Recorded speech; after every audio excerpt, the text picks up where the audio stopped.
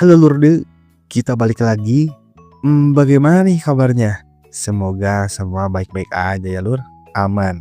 Kali ini kita bakal ngebahas alur cerita film The Pentos Season 2 yang udah pernah kita bahas di season pertamanya Lur. Di season ini kita nyeritain makin panas, penuh intrik, balas dendam, dan perebutan kekuasaan yang lebih kejam dibanding sebelumnya. Buat yang belum nonton di season pertamanya, ya saya saranin nonton dulu ya Lur, biar enggak bingung sama konflik dan karakter-karakternya. Link di deskripsi. Oke, gak usah lama-lama lagi, yuk mending langsung siapin kopinya.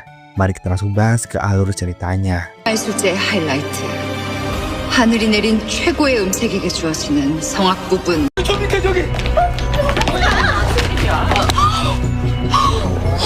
Baru aja di awal film Lur, kita langsung dikasih adegan yang bikin jantung deg-degan.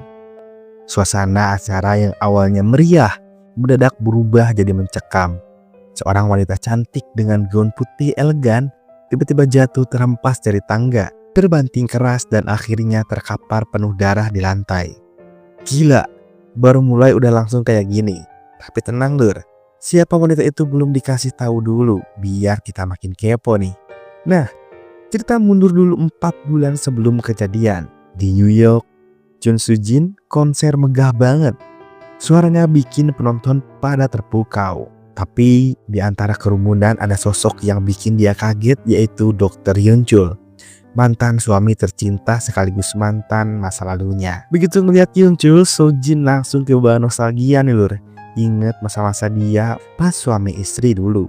Lalu acara pun selesai. Soo Jin yang lagi agak tipsi nih goyang-goyang kayak mau jatuh. Untuk Hyun Chul sigap untuk menolongnya dan membawanya ke kamar. Nah disinilah suasana jadi makin panas nih.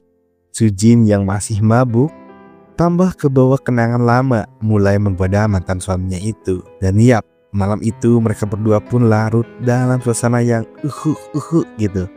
Intim banget Lur.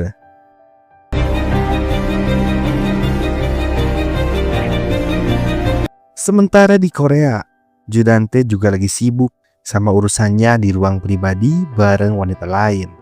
Tiba-tiba ajudannya masuk bawa kabar kalau Soo Jin ketahuan bersama Hyun Chul di New York. Dante langsung naik pitam, mukanya udah kayak kompor meledak. Dia pun nyuruh anak buahnya untuk segera beresin masalah itu. Gak pakai lama, beberapa pria berbaju hitam masuk ke kamar hotelnya Hyun Chul, langsung nyekap, mukulin bahkan nyeret dia ke pantai. Kejamnya lagi Hyun Chul juga udah babak belur dibuang ke laut. Fix kalau orang lain udah tamat riwayatnya. Balik lagi ke Soo Jin, setelah kembali ke Korea, dia menerima bingkisan besar. Awalnya girang, senyumnya langsung hilang. Begitu dibuka si kotak, foto dirinya dicoret-coret plus pesan ancaman. Panik dong, dia langsung lari ke Dante minta tolong. Dengan gaya sok-sok pahlawan, Dante janji bakal cari tahu pelakunya sambil nyuruh Soo Jin tenang. Di sekolah, gosip pernikahan Soo Jin sama Dante udah kayak trending topik. Semua siswa bahkan guru ribut ngomongin. Tapi yang paling gak setuju jelas si kembar Sukun dan Sukyung. Mereka muak banget sama calon ibu tiri baru itu. Sementara itu, Rona yang kerja paruh waktu di minimarket juga tahu kabar pertunangan itu dari TV kecil di kasir. Lagi bengong, bosnya tiba-tiba marah dan langsung memecat dia. Langsung aja gitu, on point di tempat. Alasannya nggak mau memperkerjakan anak seorang pembunuh. Waduh, hancur banget perasaan Rona. Belum selesai sedih, pas keluar dari minimarket, malah dicegat wartawan yang langsung nembakin pertanyaan soal ibunya. Bener-bener jatuh tertimpa uban. Kembali lagi ke Soo Jin, ternyata teror makin menjadi-jadi. Kali ini baju dan pose dirinya di sekolah dicoret spidol. Karena kesal dia langsung nuduh Yeon Hee yang kabarnya kabur dari penjara. Nah, sebelum makin jauh gue kasih recap dulu nih Lur, biar kalian enggak bingung. Jadi di season 1 kemarin, Sim Suryeon dinyatakan meninggal, lalu Logan Lee pergi ke luar negeri. Sementara Yeon Hee dipenjara atas tuduhan pembunuhan Min Soo dan Sim Suryeon. Clear ya? Yuk lanjutin. Rona pulang ke rumah, nemuin kantong makanan depan pintu. Pembantu keluarga Dante nyangka itu dari Yeon Hee, tapi ternyata Pemberinya Jenny, teman sekolah yang kasihan bersama Rona. Sayangnya kebaikan Jenny malah jadi masalah. Sukyung dan gengnya melihat lalu maksa Jenny ngaku. Begitu ketahuan tanpa basa-basi, Jenny langsung didorong kasar dan sadis lur. Dan di sisi lain, pelaku teror Sojin akhirnya terbongkar. Siapa lagi kalau bukan pembantu rumahnya sendiri. Rupanya dia udah lama tergila-gila sama Dante. Jadi cemburu buta lihat majikannya deket sama Sojin. Tapi alih-alih dikasih ampun, Dante malah nyuruh anak buahnya nyiksa dia sampai tewas. Kacau. Tak lama kemudian, pesta meriah digelar di Hera Palace. Dante tampil sok romantis, berlutut ngelamar Sojin di depan banyak tamu. Semuanya tepuk tangan meriah, tapi suasana langsung tegang begitu polisi masuk dan nangkap Dante atas tuduhan pembunuhan Suryon. Kenapa nih Mimin agak kontra banget gitu sama si Dante? Soalnya, wah kacau banget ya orang. Wah kacau pokoknya. Oke lanjut. Di kantor polisi, terungkap pembantu Dante bunuh diri minum racun. Ninggalin catatan kalau Dante lah pembunuh sebenarnya. Panik dan Dante makin keras mau nuduh Yonhee tapi gagal. Karena saat kejadian Yonhee masih di penjara. Akhirnya dia putar balik cerita, nuduh pembantunya sendiri sebagai pelaku karena alasan cemburu. Dan ya, rencana busuknya pasti berhasil aja nih lur. Kasus ditutup pakai duit. Dante dinyatakan gak bersalah, sementara Yonhee dibebaskan. Tapi flashback nunjukin kebenaran yang lebih kelam. Ternyata sebelum bunuh diri, pembantu itu sempat nyerang Rona. Yonhee yang ngikutin secara diam-diam datang nolongin. Melilit leher si pembantu pakai kain biar Rona bisa kabur. Di saat yang bersamaan, Logan Lee muncul terpojok. Sang pembantu akhirnya pilih minum racun. Logan Lee lalu ngurusin Yonhee buat nyerahin diri sambil memasukkan catatan bunuh diri biar aman. Lalu setelah itu Rona dan Yonhee kabur meninggalkan Korea. 꾼이에요. 애들 중요한 시기잖아요. 공연 스케줄도 꽉 차. 3 bulan berlalu, pesta pertunangan Sujin dan Dante kembali digelar megah. Musik kenceng, tawa tamu, semuanya serba mewah. Tapi tiba-tiba suara helikopter bikin suasana makin kacau lur. Angin kencang bikin dekorasi berantakan, kayak diterjang bencana. Dan helikopter itu muncul sosok yang bikin semua orang melongo, yaitu Dr. Hyunchul.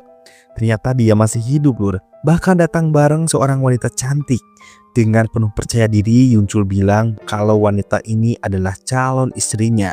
Dan boom, wanita itu enggak lain adalah Yonhee. Semua orang pesta langsung shock berat. Lalu di tempat lain, Sujin tampil di hadapan wartawan untuk mempersiapkan acara besar. Tapi di tengah-tengah saat menyanyi, tiba-tiba suaranya sumbang dan nyoba nada tinggi. Waduh. Sekretaris Do buru-buru nyaranin buat berhenti dulu. Sujin jelas kesal dan malu, tapi ia berusaha tetap tenang di hadapan wartawan. Dengan senyum yang dipaksain gitu.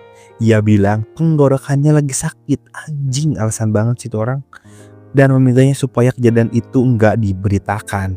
Dalam hati jelas nih panik banget dong. Nah kita mundur dulu sedikit lur. Balik lagi ke kejadian helikopter. Sujin yang mukanya udah memerah di situ mendekati Hyunchul. Dia bilang kalau dia jelas-jelas nggak diundang. Tapi Yonhee yang wajahnya kalem malah nyeletuk. Katanya mereka kebetulan ada acara lain di gedung itu. Wih, dingin banget jawabnya lur. Suasana belum sempet adem. Sokyung, putri kembar dari Dante, langsung ikut nyolot. Ia nuduh Yonhee sebagai pembunuh ibunya, lalu nyiram segelas air ke wajahnya. Bukannya marah, Yonhee malah nyengir sinis, bilang kalau dia senang Sokyung masih mengingat ibunya. Benar-benar comeback is real gitu lur. Lalu Sujin mulai curiga kalau Logan Lee diam-diam bantuin Hyunchul dan Yonhee. Tapi Dante buru-buru membantah, bilang kalau Logan sekarang justru udah deket sama ayahnya, jadi nggak mungkin ikut campur lagi. Di rumah, Eunbyul, putri Sujin, tampak gelisah. Sujin masuk ke kamarnya dan ngeliat ada 2 gelas di meja. Eunbyul yang buru-buru ngeles bilang kalau dia lagi belajar. Padahal sebenarnya ada seseorang yang ia sembunyikan. Belum cukup, di lobi apartemen Eunbyul malah ngelihat foto pernikahan ayahnya dan Yonhee. Amarahnya meledak. Ia ngerasa dikhianati karena ayahnya meninggalkannya saat dia lagi terburu. Sujin yang sudah sampai di titik puncak kekesalan akhirnya mendatangi Yonhee. Pertengkaran panas pun terjadi. Sojin mengungkit masa lalu kelam Yeonhee, menuduhnya tidak pantas tinggal di hadapan Rache. Tapi Yeonhee yang enggak kalah, ia ngebalas dengan menyinggung perselingkuhan Sojin dengan Dante. Jadi jelas Sojin enggak punya hak buat mengusirnya. Kena mental lah, Sojin sempat terdiam karena enggak bisa ngebalas apa-apa. Balik lagi ke rumah, Sojin maksa latihan vokal, tapi tenggorokannya makin sakit. Saat diperiksa ke dokter, ia mendapat kabar buruk. Pita suaranya rusak lur, kayak Net Shadow. Kalau maksa tampil, bisa-bisa kehilangan suaranya selamanya. Masih inget kan adegan SpongeBob yang nggak punya kotak suara? Kotak tertawa maksudnya. Lanjut di sekolah, Jennie jadi sasaran bullying Sokyung karena pernah nolongin Rona. Kasihan banget ya Jennie, udah niat baik malah ditindas gitu lur. Lalu di sisi lain, tak lama dari itu rapat penghuni harapan Rache digelar. Sojin berharap mereka mendukungnya untuk usir Yeonhee, tapi kenyataannya jauh dari harapan. Ternyata Yeonhee dan Yunchul udah nyumbang uang gede banget sesuai kesepakatan dengan Dante. Bahkan Yunchul juga kasih saham ke beberapa penghuni, bikin mereka malah seneng banget. Dan kedatangan pasangan baru itu, ya jelas Sojin makin muak. Usai rapat, Yeonhee berterima kasih kepada Yunchul. Dan di sini terbongkar fakta mengejutkan. Pernikahan mereka selama ini cuma pura-pura, merupakan bagian dari rencana besar yang lagi mereka jalanin. Waduh, makin penasaran aja nih, rencana apa sih sebenarnya? Sojin nggak tinggal diam di situ lur, karena suaranya udah rusak. Ia memerintahkan sekretaris Do mencari penggantinya. Setelah seleksi ketat, akhirnya mereka menemukan wanita yang suaranya indah. Wanita itu disuap dengan wartawan mengajar di sekolah Chua dengan syarat mau jadi backing vokal rahasianya Sujin. Jadi nantinya Sujin bakal pura-pura nyanyi lip sync di atas panggung, padahal suaranya adalah suara orang lain. Hari konser pun tiba, penonton memenuhi kursi. Semua menunggu penampilan Sujin. Ketika Sujin mulai bernyanyi, semua orang terpukau, bahkan banyak yang bilang suara Sujin ini melebihi suara dari sebelumnya. Senyum lega pun terukir di wajah Sujin karena berhasil menipu semua orang. Setidaknya itu untuk sementara lur. Catat, Sujin yang masih diliputi rasa tidak percaya diri berlari ke belakang panggung. Ia ingin tahu siapa sebenarnya penyanyi dengan suara indah itu yang baru saja membuat semua orang terpukau. Di balik tirai, seorang wanita berdiri dengan masker menutupi wajahnya. Dan dengan tangan bergetar, Sojin meraih masker itu, dan ketika terbuka matanya langsung melebar. Wanita itu adalah Yeonhee. Shock bercampur marah, Sujin hampir tak bisa bernapas. Panik, ia buru-buru mencoba menghubungi penyanyi bayangan yang sebelumnya ia kontrak. Tapi nomor itu sudah tidak aktif. Saat itu juga ia sadar semua itu adalah jebakan licik Yeonhee. Rupanya Yeonhee telah menyadap percakapan Sujin dengan sekretaris Do tentang masalah pita suaranya. Ia menunggu momen yang tepat untuk menikam Sujin dari belakang. Sujin yang terbakar emosi langsung melayangkan serangan kepada Yeonhee. Namun tiba-tiba pintu terbuka dan beberapa wartawan masuk. Sujin hanya bisa terdiam menahan amarahnya di depan kamera. Wah, cantik banget sih. Cerdik sekali Yeonhee. Lalu keesokan harinya Yeonhee tampak berdiri di depan makam Sim Suryeon. Dengan mata berkaca-kaca ia berbisik pelan minta maaf. Lalu ia bersumpah akan mengungkap semua kebenaran yang selama ini ditutupi. Dan sementara itu pesta meriah digelar di klub Hera. Sujin duduk anggun di meja. Kang Mari memuji konsernya, tapi dengan nada penuh curiga. Ia bilang suara Sujin terdengar berbeda. Beberapa penghuni lain ikut nimbrung nih, mengatakan suara Sujin kini lebih indah dari sebelumnya. Komentar itu membuat Sujin gelisah. Dengan alasan tidak enak badan, ia buru-buru meninggalkan pesta. Di sisi lain, Eunbyul diam-diam keluar rumah, dan di parkiran seorang pemuda sudah menunggunya dengan motor. Pemuda itu adalah Sukhun. Mereka berdua lalu melaju ke pantai. Eunbyul mencoba menggenggam tangan Sukhun, namun ia menolak dengan tegas. Wajah Eunbyul kembali muram. Sementara itu di ruang kerjanya, Jo Dante menerima laporan dari anak buahnya. Di meja terhampar foto-foto Yeonhee di konser Sujin. Wajahnya menegang. Ia pun memerintahkan untuk penyelidikan lebih mendalam. Dan di tempat lain, Sujin melampiaskan kemarahannya dengan menampar sekretaris Do. Ia menyalahkannya karena lalai, hingga Yeonhee bisa menjebaknya. Berbeda jauh dengan Sujin, Yeonhee dan Dr. Hyunchul justru tampak bahagia dengan pernikahan palsu mereka. Mereka berdua makan malam bersama sambil tertawa, seolah-olah benar-benar pasangan yang sempurna. Lalu hari pun berganti. Di sekolah, Jennie masih saja menjadi korban bully Sukhyung dan gengnya.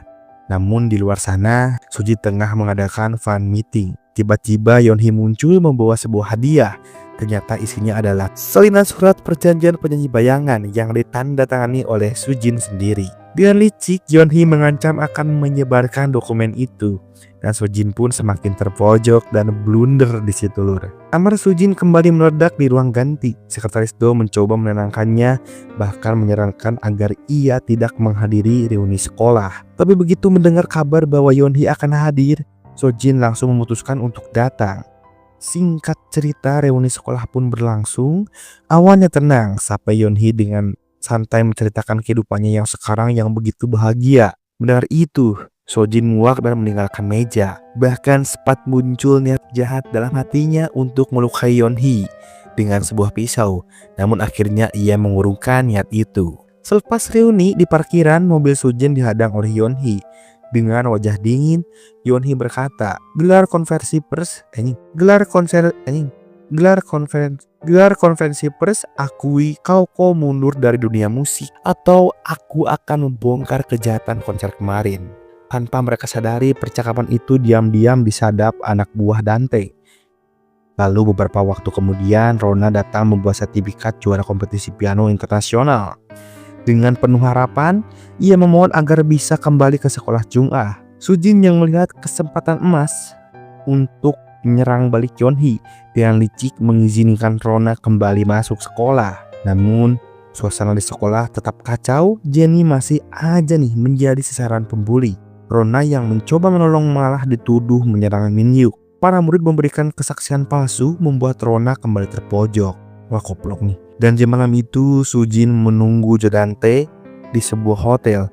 Namun ketika pintu terbuka, yang muncul bukanlah Dante melainkan Dr. Hyunchul.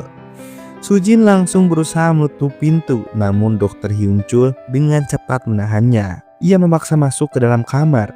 Wajah Sujin pucat, campur antara ketakutan dan marah di situ, lur.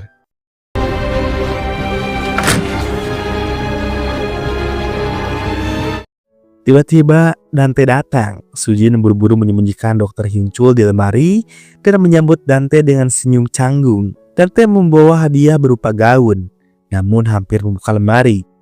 Sujin berdalih harus menjenguk ibunya yang sakit, dan sehingga Dante pergi. Usai itu, Sujin marah pada Dr. Hyunchul dan menuduhnya ingin merusak hubungannya. Sementara itu, Sukhyung melampiaskan amarahnya pada Yeonhee dengan merusak pintu apartemennya. Yeonhee dan Dr. Hyunchul membersihkan coretan itu. Lalu Rona muncul dan menegaskan ingin bersekolah di Jungah demi impian mendiam Minsul.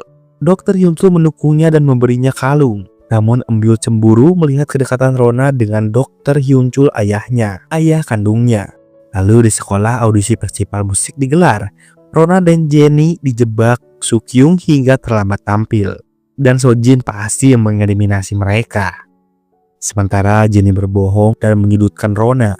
Namun Yeonhee berhasil mengungkit bukti bullying melalui rekaman medis dan CCTV. Jennie akhirnya mengakui sebagai korban, membuat suasana rapat komite sekolah hening di situ. Sujin memarahi Sukhyung, bahkan Kang Mari datang menamparnya. Setelah itu Kang Mari meminta maaf kepada Yeonhee dan mereka akhirnya berdamai.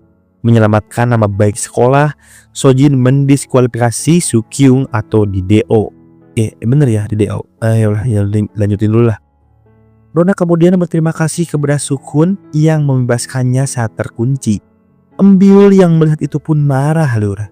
Namun tanpa sengaja ponselnya terjatuh ditemukan oleh Sukhyung. Betapa terkejutnya ia ketika mendapati video lama. Bukti Sujin membiarkan ayahnya jatuh dari tangga hingga tewas. Dengan rahasia itu, Sukhyung menekan Sujin agar dirinya kembali diikutkan dalam festival. Oh, berarti belum di DO nih, cuman didiskualifikasi dalam festival aja. Sujin pun menolak, tapi Sukyung balas mengancam dan Sujin pun terdiam. Lalu suasana mencekam saat Sukyung berdiri di depan Sujin sambil menggenggam ponsel berisi video kematian ayahnya.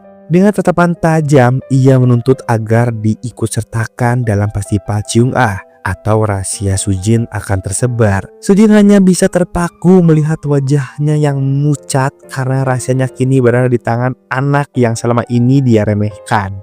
Sementara itu, di rumah Kang Mari, amarahnya pada kasus bullying Jenny belum reda. Pengacara Lee mencoba menenangkannya, tapi justru menerima bogem mentah nih. Tersinggung, ia memerintahkan anak buahnya menyelidiki kelemahan Kang Mari. Di rumah Dante, Sokyung dimarahi habis-habisan. Pertengkaran berlanjut di kamar bersama Sukhun, hingga ia kembali menyebut Yeonhee sebagai pembunuh ibunya. Sokun berusaha menenangkan, tapi tak digubris.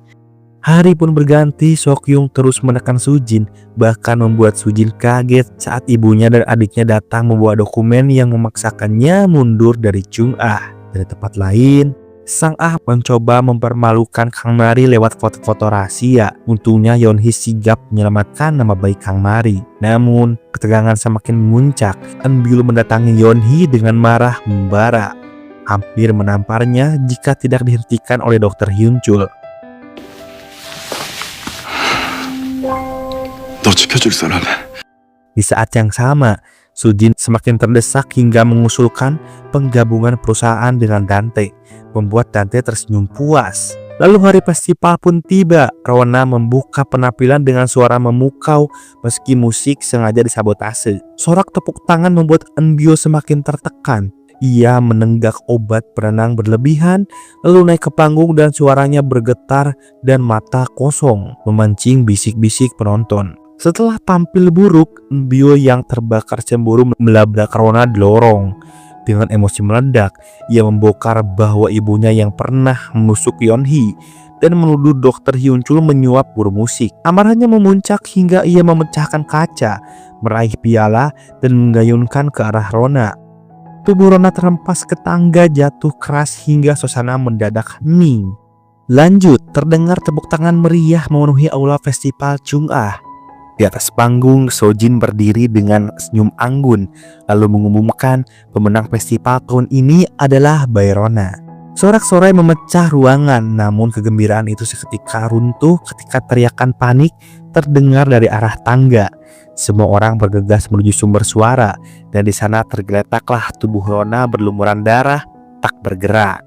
Kini jelas, scene yang dari awal tadi ternyata adalah cewek yang bergaun putih itu adalah Bayrona lur. Kang Mari yang shock berat segera memerintahkan penjaga sekolah mengunci gerbang, tidak ada yang boleh keluar sebelum polisi datang. Seru nih. Tapi tiba-tiba alarm kebakaran meraung keras, membuat semua panik dan berhamburan di tengah kekacauan. Ambulan datang membawa Rona dalam keadaan kritis. Di rumahnya, Eunbyul duduk memeluk lutut, tatapannya kosong, napasnya memburu-buru, seolah bayangan Rona masih menghantuinya. Sementara di rumah sakit, dokter berkata bahwa Rona harus dioperasi segera. Yeonhee menunggu di luar dengan wajah pucat. Ketika akhirnya ia diizinkan masuk, ia berbisik lirih di telinga putrinya, "Kau menang, Rona." Namun momen itu tak berlangsung lama. Monitor jantung berbunyi nyaring. Tenaga medis bergegas masuk, memaksa Yeonhee keluar.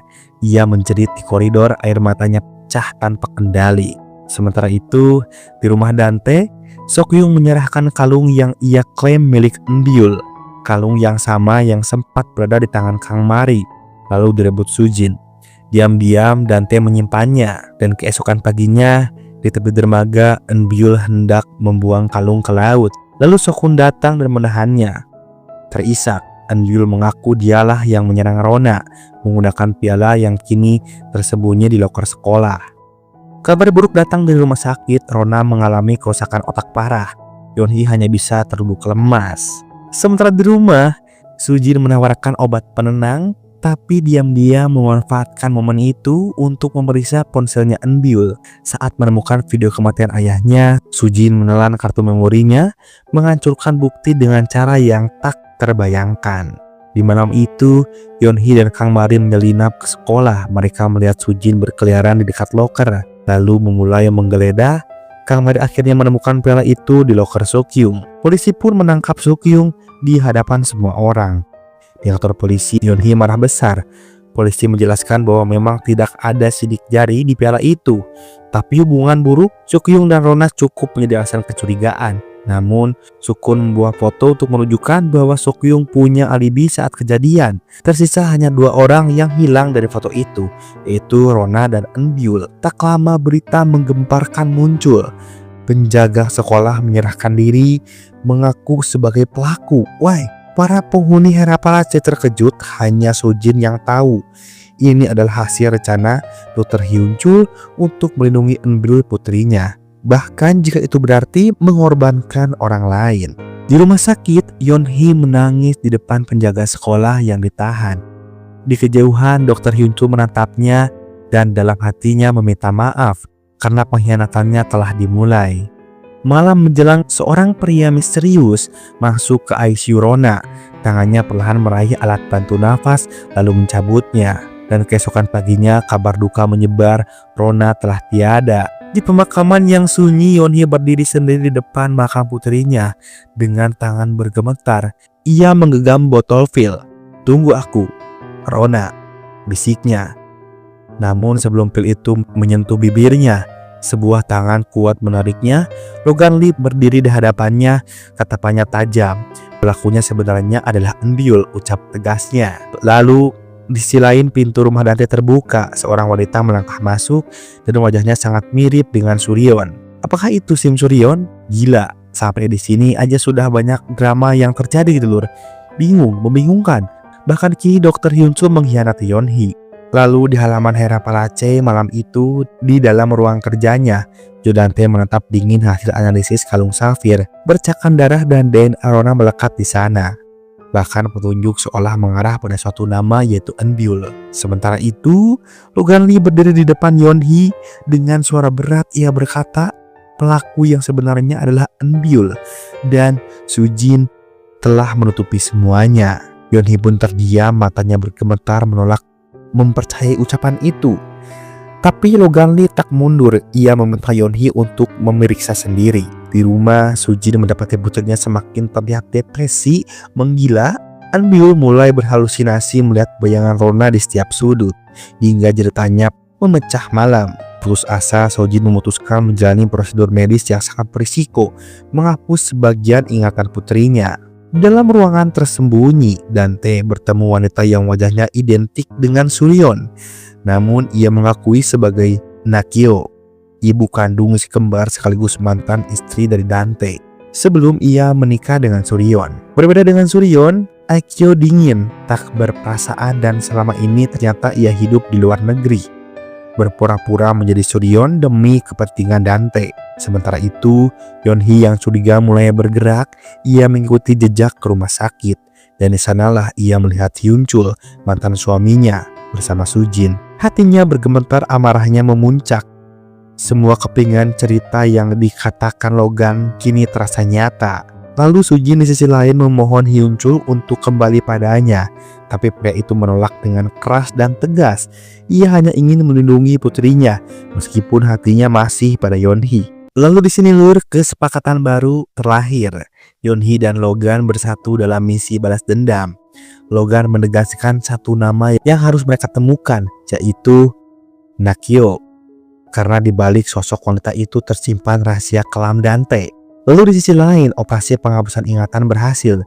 Eunbyul terbangun tanpa mengingat apapun tentang festival atau kematian Rona.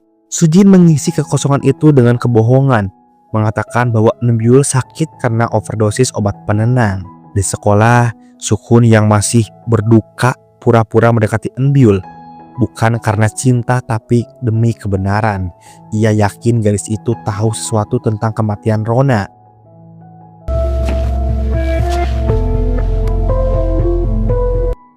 Dan di sisi lain, Yeonhee mulai menyerang Sujin. Skandal penggunaan penyanyi bayangan meledak di media. Nama Sujin hancur, posisinya sebagai direktur sekolah terguncang. Bahkan ia dipanggil polisi atas tuduhan penipuan publik. Dalam pertemuan pribadi, Sujin berlutut di hadapan Yeonhee memohon agar rahasianya tidak dibongkar. Namun tekanan datang dari semua arah. Anak-anak sekolah mulai mendesak Eun-byul, bertanya apa yang terjadi hari itu. Tekanan itu memicu kilasan ingatan dan tangga, piala, dan wajah Rona yang terkejut. Tubuhnya bergemetar lalu Eun-byul pun pingsan. Yeon-hee melihat celah, ia memancing Eun-byul dengan mengulang percakapan yang pernah terjadi di hari festival. Kata demi kata Eun-byul perlahan mengingat peristiwa kelam itu.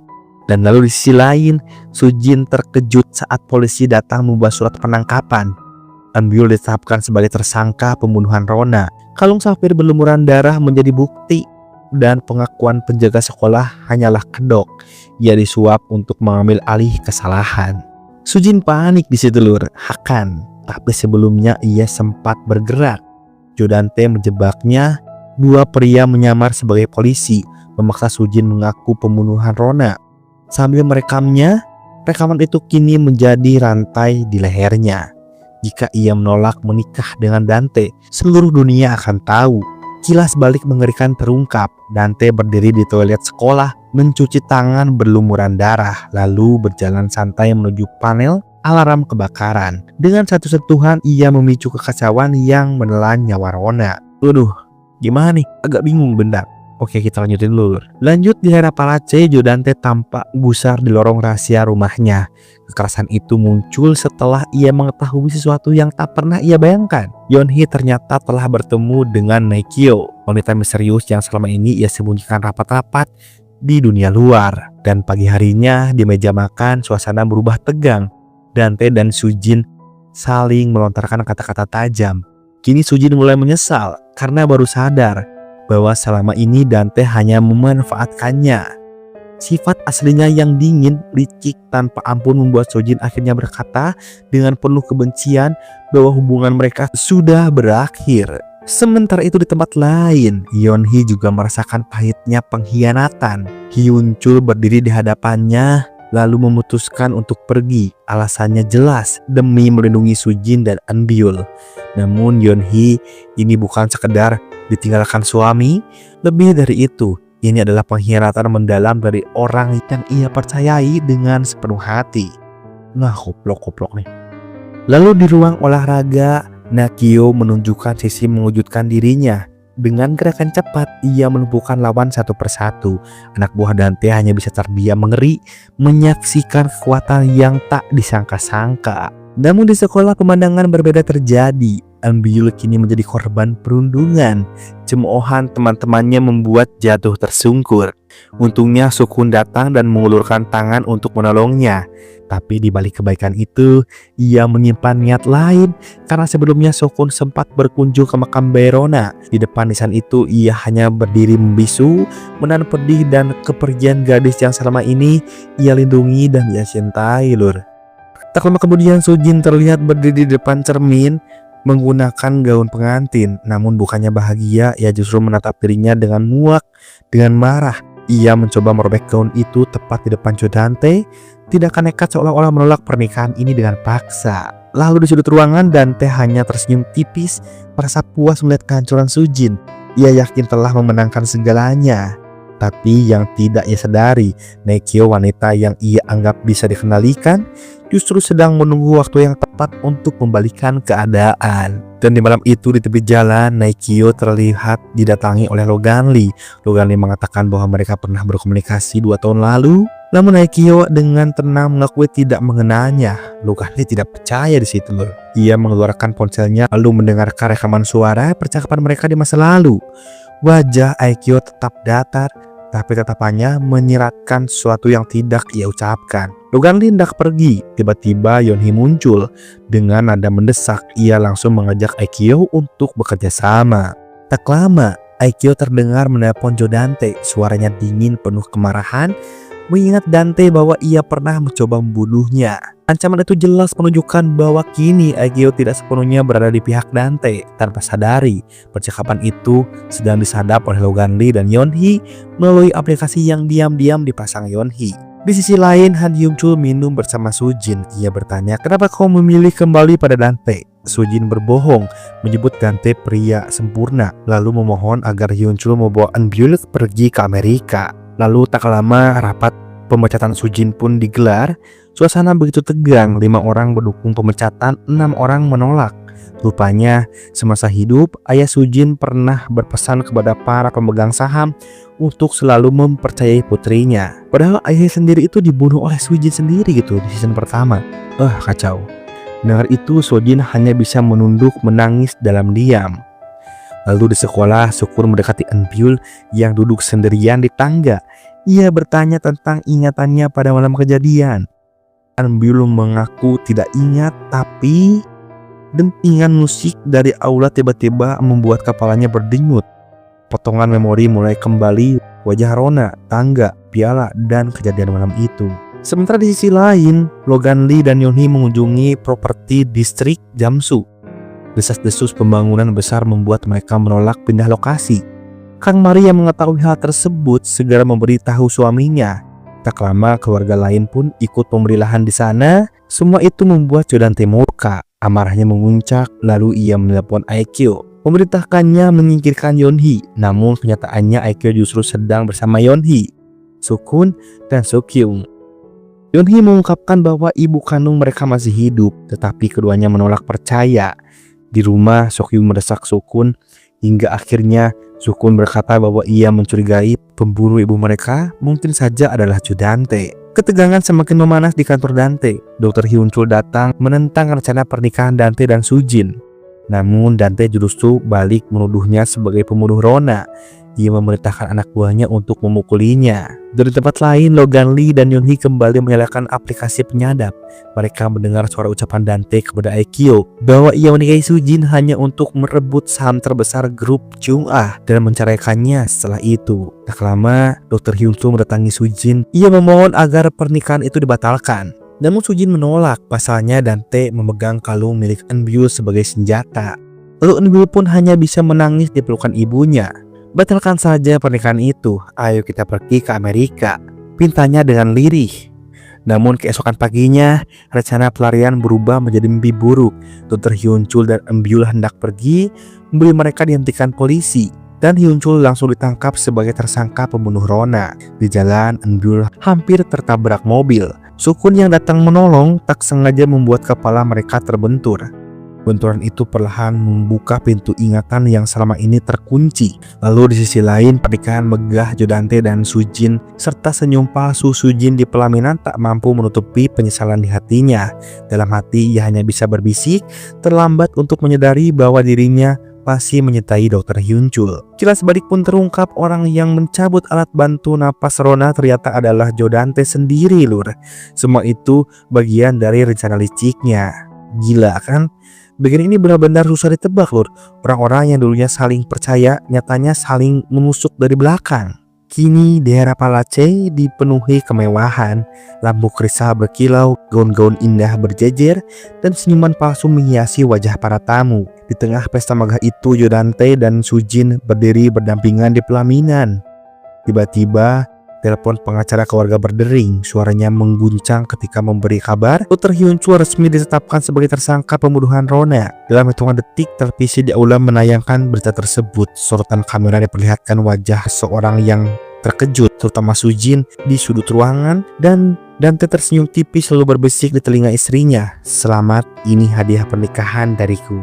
Kejamnya luar biasa, lur. Sementara itu, Eunbyul pulang diantar Sukun. Di rumah, ia mencari ibunya, tetapi pembantu mengatakan Sujin sedang menikah dengan Dante. Air matanya pun jatuh tak terbendung. Bel rumah berbunyi. Sukun memperingatkan agar pintu tidak dibuka, tetapi salah satu pembantu sudah keburu melakukannya. Sukun mencoba bicara kepada Eunbyul tentang malam festival, namun gadis itu menolak lalu memintanya pergi. Di pesta, Yeonhee mendapatkan telepon dari polisi. Ia segera menuju kantor polisi dan mendapati Pak mengaku dibayar Dr. Hyunchul untuk mengaku sebagai pelaku, si penjaga sekolah itu. Namun dari sorot matanya Yeonhee tahu ia berbohong karena terpaksa, dan telah dalang semua ini. Lalu Sujin kemudian menjenguk Dr. Hyunchul.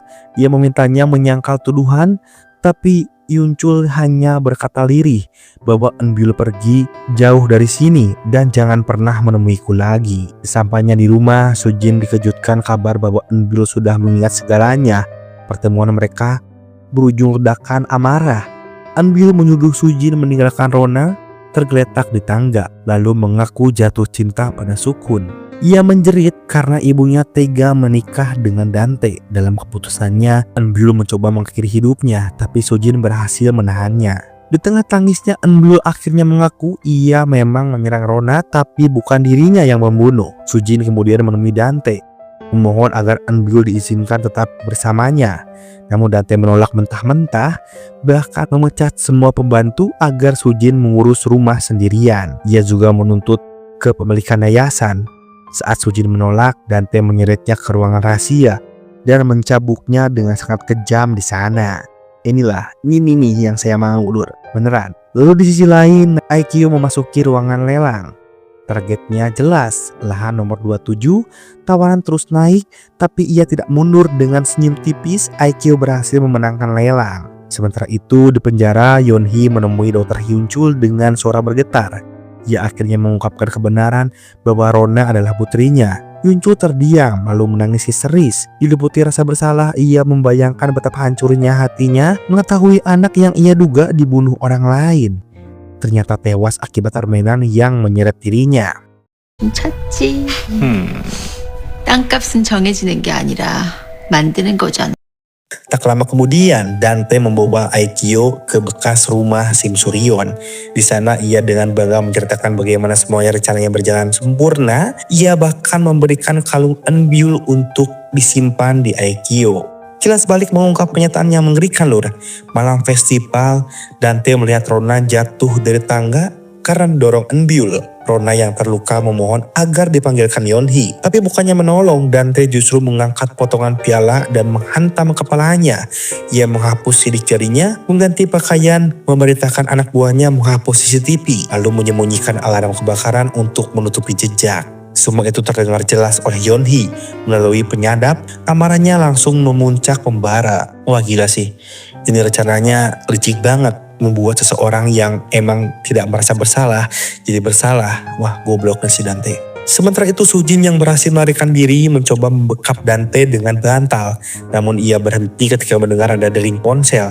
Suara yang sama seperti diceritakan Eunbyul.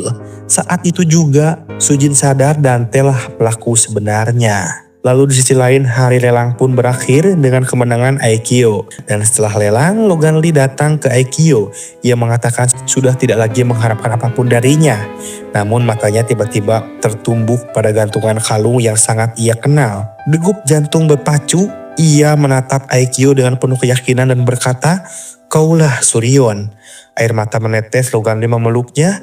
"Maafkan aku terlambat menyadarinya." Dari pertemuan rahasia antara Logan Lee dan Aikyo ternyata diketahui oleh Jo Dante. Untungnya, sebelum kecurigaan Dante semakin besar, Suryeon yang sedang menyamar jadi Aikyo segera menghubunginya dan berpura-pura tidak mengenali Logan. Ia bahkan menyebut Logan sebagai ancaman karena pria itu tahu rahasia penting soal proyek pembangunan di sektor utama. Informasi yang bocor dari orang dalam yaitu Joman. Namun Dante tidak tinggal diam. Ia memerintahkan anak buahnya untuk menculik Logan dan memberinya pelajaran. Sayangnya bagi Dante, Logan berhasil kabur kembali menemui Suryeon. Logan menuntut penjelasan bahkan dengan berani mengungkapkan perasaannya. Suryeon tetap dingin. Ia meminta Logan menyembunyikan identitasnya dan tidak ikut campur. Setidaknya sampai misi sebagai Aikyo selesai. Benar adanya Sim Suryeon masih hidup, namun bagaimana ia bisa selamat sejauh ini belum sepenuhnya terungkap, Lur. Sementara itu, di rumah sakit terbongkar fakta mengejutkan. Pasien misterius yang dirawatnya ternyata adalah bayi Rona. Sukun terperanjat saat menerima telepon darinya, lalu bergegas menemuinya. Dalam pertemuan penuh haru, Rona mengaku bahwa orang yang menyerangnya saat festival adalah Jo Dante. 다행이다. 나 네가 진짜 죽은 줄 알고. Sukun dipenuhi amarah, berniat menemui Dante, tapi Suryeon muncul dan menghentikannya. Rona kemudian tahu bahwa ibunya lah yang menyelamatkan malam itu. Pertemuan ibu dan anak ini begitu mengharukan, Lur. Setelah sekian lama berpisah, akhirnya mereka saling memeluk kembali. Dan di sisi lain, Yeonhee dan Logan Lee berdiskusi mengenai rencana Sujin yang ingin ikut terlibat dalam urusan pelelangan tanah. Yeonhee awalnya menolak, tapi Logan meyakinkannya bahwa ia sudah punya strategi, meski kenyataannya ia sepenuhnya bergantung pada rencana Suryeon. Lalu sebuah kelas balik kemudian mengungkap rahasia hari kematian Suryeon. Saat itu ia hendak pergi ke luar negeri bersama Logan, namun menerima telepon dari Aikyo. Di perjalanan mereka berhadapan, ternyata Suryeon dan Aikyo sudah saling mengenal. Demi melindungi anak-anak kembar dari rencana pembunuhan Dante, Aikyo bersikeras menukar identitasnya. Suryeon menyerahkan paspor dan visa padanya, menerima Aikyo pergi ke Amerika bersama Logan. Namun nasib berkata lain. Malam itu, Dante membunuh Aikyo mengira ia adalah Suryeon. Dan ya, jadi gitu lur penjelasannya. Paham kan?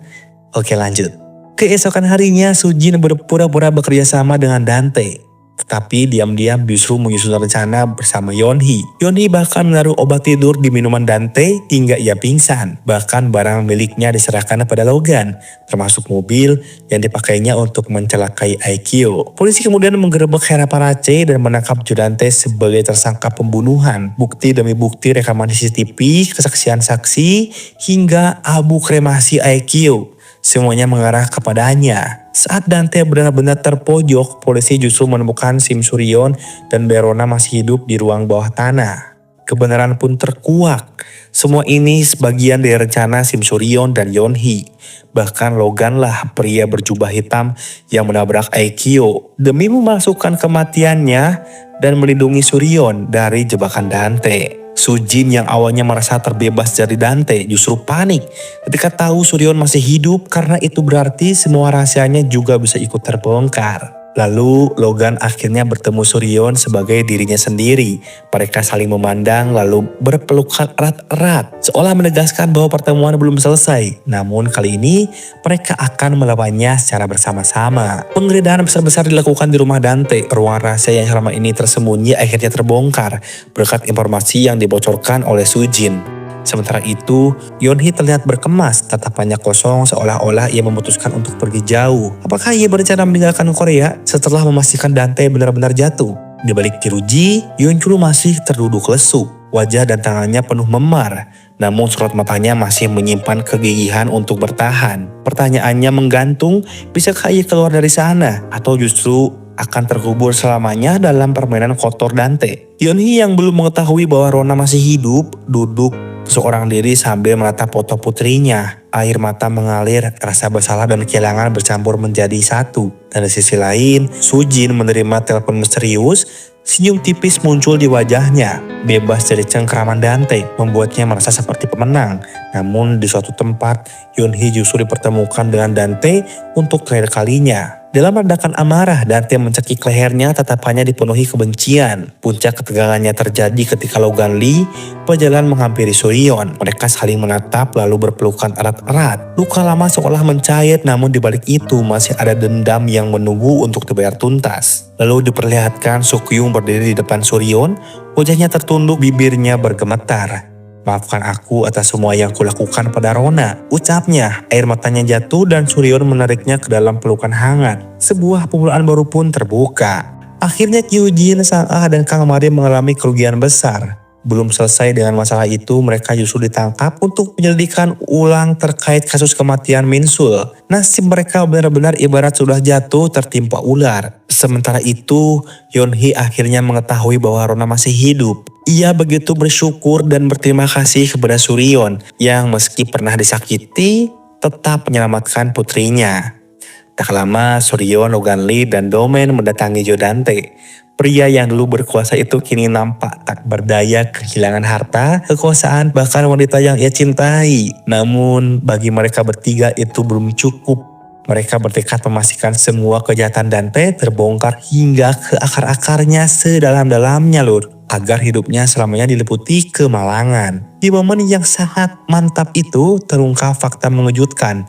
Marga asli Dante ternyata adalah Dek, sebuah misteri baru yang masih belum terjawab. Lalu singkat cerita 2 bulan kemudian, penghuni Harapalace menjalani persidangan ulang kasus kematian Minsul. Yeon-hee meminta Suryeon bersaksi bahwa ia melihat dirinya mendorong Minsul. Padahal sebenarnya Suryeon tidak melihat jelas. Selama sidang hanya Yeon-hee yang berusaha membela diri, sementara yang lain sibuk menyelamatkan diri masing-masing. Akhirnya bukti rekaman pengakuan yang disimpan Suryeon diputar di ruang sidang. Tak ada lagi yang bisa mengelak, hukuman dijatuhkan. Mari dan Sang-ah dipenjara 1 tahun 6 bulan.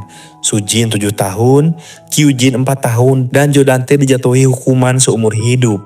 Makan tuh. Yeon-hee mendapatkan keringanan 3 tahun penjara berkat pengakuan serta permintaan maafnya. Juga karena Suryeon yang memohon pada hakim. Setelah sidang, kekacauan pun terjadi.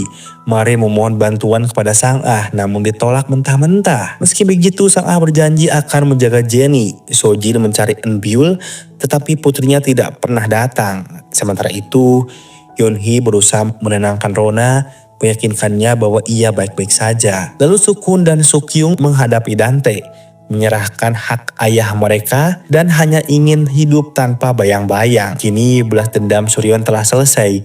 Ia kembali menjadi ratu di Harapalace. Namun konflik antar anak-anak masih lanjut lur. Jennie dan Min-hyuk marah pada Rona karena ibunya membuat orang tua mereka masuk penjara.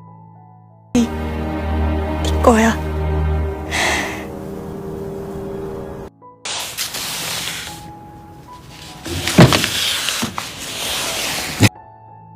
Lalu di penjara Jodante menerima koran dari seorang sipir. Di salah satu halamannya terdapat kode rahasia, Logan Lee keluar hari +9. Apa maksud dari pesan ini lur? Tak lama, Dongpil, ayah Jennie dibebaskan dari penjara. Ia bertemu dengan sekretaris Jodante, menandakan kemungkinan aliansi baru nih.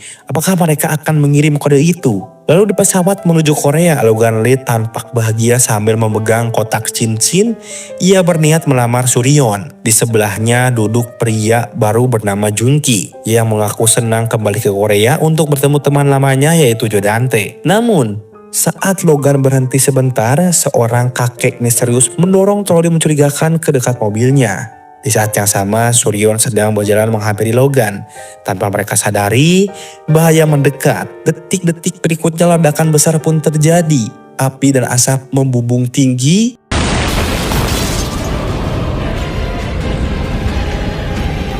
Secara logika, Logan seharusnya tewas di tempat lur. Dan inilah akhir dari The Pentos War in Life Season 2. Namun perlu diketahui lur, alur cerita ini tuh agak kurang bisa ditebak gitu. Seperti biasanya, yang tadinya mati masih hidup, yang tadinya hidup masih mati, yang tadinya si A jadi si B dan menyamar, pokoknya bingung. Jadi katanya serial ini selalu menghadirkan plot twist yang sangat mengejutkan lur. Jadi segala kemungkinan mungkin masih bisa terjawab di season 3. Aduh, capek banget lur. Ada berapa lama ya tadi rekaman? Lama banget Jir. Mungkin ini skripnya ada berapa halaman ya?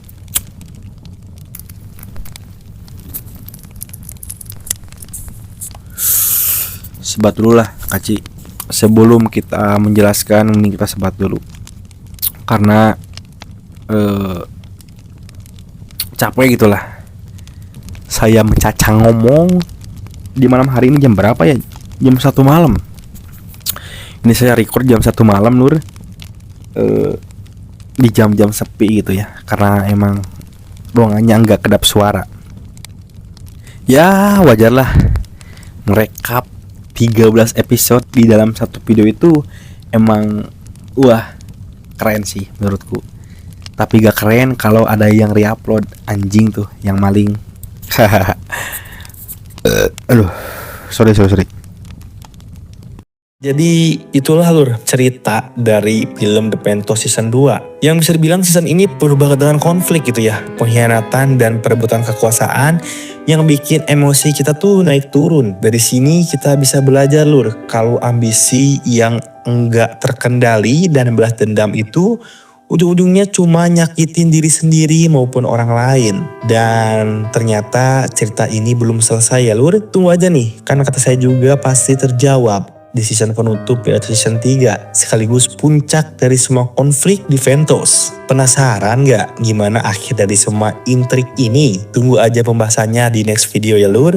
share apabila kalian suka dengan video ini, dan sampai jumpa lagi di video berikutnya. Bentar, subscribe dulu dong biar bisa nunggu season berikutnya. Hahaha. Oke, thank you.